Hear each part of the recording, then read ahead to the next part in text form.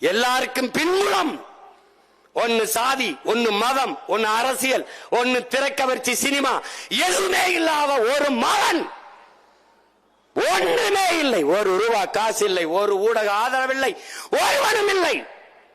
மூச்சை பேச்சாக்கி இதய துடிப்பை விட லட்சிய துடிப்பை முன்னிறுத்தி ஒரு போராளிக்கு குடும்ப உறவை விட கொள்கை உறவு மேலானது. ஒரு லட்சியவாதிக்கு ரத்த உறவை விட லட்சிய உறவு மேலானது என்ற முழக்கத்தை முன்வைத்து இத்தனை லட்சம் பேரை திரட்டி மூன்றாவது பெரிய கட்சியாக அரசியல் பேரியக்கமாக வாக்குக்கு ஒத்த ரூபாய் கொடுக்காமல் 8.5 விழுக்காடு வாக்கை பெற்று ஒரு தேர்ட் போர்ஸாக ஒரு தூய அரசியல் ஆற்றலாக வந்துவிட முடியும் என்றால் திமுக ஐயா ஸ்டாலின் கட்சி அல்ல, அதிமுக ஐயா எடப்பாடியின் கட்சி அல்ல, காங்கிரஸ் அருமை சகோதரர் ராகுல் காந்தியின் கட்சி அல்ல, பாரதிய ஜனதா ஐயா மோடியின் கட்சி அல்ல.